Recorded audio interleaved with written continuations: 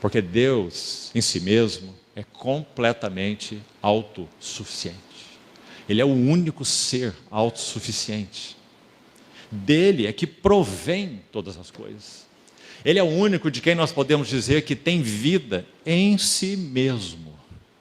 Porque todos os outros seres, incluindo anjos, incluindo os anjos que caíram, Lúcifer e os seus anjos, incluindo todas as criaturas, nenhuma delas pode dizer que tem vida em si mesmo. Compreende? Zoé, vida incriada, eterna, só o nosso Deus. Então, dizer que Deus tem necessidades é uma palavra muito séria. Mas sabe por que nós podemos usá-la com tanta gratidão ao Senhor? Porque embora Ele seja esse Deus que não tem necessidades, Ele é completo em si mesmo, Ele não precisa de nada e nem de ninguém. Mas Ele determinou que Ele criaria o homem do pó da terra, à sua imagem e à sua semelhança, para que então exercesse representatividade, o homem criado, representatividade naquilo que concerne ao Deus único, vivo e verdadeiro. E por isso Ele criou o homem. Não apenas para comunhão, já seria um objetivo maravilhoso, não é? Como nosso irmão destacou na primeira sessão, a comunhão do Deus Trino, dada a homens e mulheres, não é? Maravilhoso, mas é mais ainda, é pela comunhão, pela relação, representatividade. Foi o que ocorreu com Abraão, história que também nos foi lembrada, quando ele chegou a Moriá, não é? Em Moriá, ele está em figura, representando plenamente Deus o Pai, oferecendo o seu único e amado Filho ali sobre o altar. Representatividade. A comunhão de altar em altar, 4 altares e 11 visitas, Deus realizou na sua história com Abraão. A cada visita, Ele preparava Abraão para a próxima visita. Se você tiver essa pergunta no seu coração, por que o Senhor nos visita? Por que Ele me visita pessoalmente? Por que Ele nos visita como congregação? Aí está a resposta. É para nos preparar para a sua próxima visita. E meus irmãos, pela sua bondade, fidelidade, amor ao seu próprio nome, Ele tem nos visitado, tanto pessoalmente, quanto congregacionalmente. Com qual propósito? Nos preparar para a próxima visita. E qual é a próxima visita que nós aguardamos? A visita gloriosa do Rei, que irá mostrar sua face novamente, tanto para a igreja, quanto para esse universo decaído. Irá renovar todas as coisas, reuni-las e encabeçá-las, segundo Efésios 1:10. Reunir, tornar a congregar em si mesmo todas as coisas, tanto as do céu como as da terra. Essa é a visita que nós aguardamos. Mas até lá Ele tem nos visitado, para nos preparar para a visita final. Graças ao Senhor. E aqui em Lucas nós estamos lendo mais uma visitação. Você se lembra que depois que o Senhor visitou o seu povo, na pessoa encarnada do Filho eterno, o Criador, o sustentador, o Verbo de Deus, o resplendor da glória, visita o seu povo pessoalmente, veio para o que era seu e os seus não receberam. Então, quando Ele entra a última vez em Jerusalém e chora, o que Ele diz? Não reconheceste a oportunidade da tua visitação. Meus amados irmãos, que dolorosa história. Mas quando nós vemos aqui o início dela, 33 anos antes, o Senhor está visitando mais uma vez o seu povo, e agora dessa maneira. Então vamos montar um pouquinho do quadro, e vamos falar um pouco sobre a vida, e o serviço de João Batista, como sendo aquele que ouve, e aquele que preparou para o Senhor, que habilitou para o Senhor um povo preparado, através do seu ministério e do batismo de arrependimento, que Ele realizou sobre tantas pessoas, que então compreenderam de alguma maneira, que o Messias estaria vindo.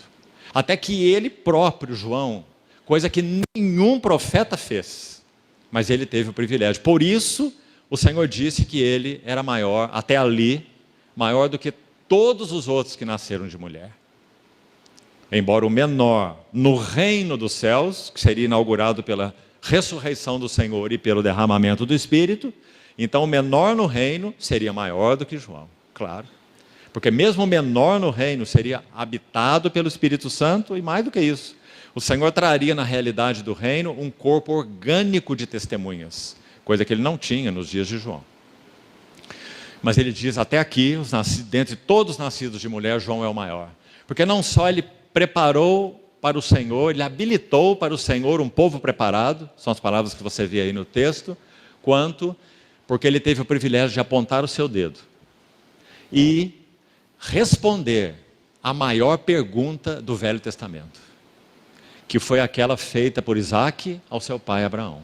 Quando subiam para Moriá, Isaac pergunta, vejo aqui o fogo, o lenho e o cutelo, mas onde está o cordeiro? 2000 anos depois, essa pergunta, a maior pergunta do Velho Testamento, foi respondida por João Batista. Quando ele aponta o seu dedo e finalmente diz, eis o Cordeiro de Deus. Quantos milhares de cordeiros haviam sido imolados em prefiguração daquele que viria. Mas agora não tem mais nenhuma prefiguração. Agora aqui está o Cordeiro de Deus, que tira o pecado do mundo. Então, meus irmãos, João Batista, sem dúvida, ele foi esse vaso moldado para que ele tivesse ouvidos para responder aquilo que dele estava escrito nas Escrituras. Não é maravilhoso observarmos o significado dessa vida e desse serviço?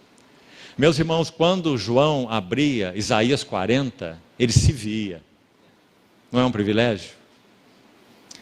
Nós, quando abrimos a palavra de Deus, nós também nos vemos, mas nós nos vemos em união com Cristo, não é? Nosso nome não está lá, nossa pessoa não é exatamente identificada lá, não é? Mas quando João abria Isaías 40, ele se via. A voz do que clama no deserto. Preparai o caminho do Senhor. Preparai. Endireitai no ermo uma vereda para o nosso Deus. Que coisa maravilhosa. Então, repetindo, para que Deus siga com seus intentos sobre a terra, ele necessita de vasos que sejam moldados. E meus irmãos, vamos fazer outra pergunta. Qual é o maior privilégio das nossas vidas? É podermos ser vasos com os quais ele possa realizar o seu propósito eterno. Aquilo que está no seu coração. Esse é o maior privilégio das nossas vidas. Nós que éramos um material estragado, destinado a uma lata de lixo eterna, ele colocou a mão sobre nós. E ele disse, tu és meu. Te atraí com cordas humanas e com laços de amor. Palavras de Oséias 11. E podemos aplicar a cada um de nós. E me inclinei para dar-te de comer. Ensinei Efraim a andar. Tomei-o nos meus braços.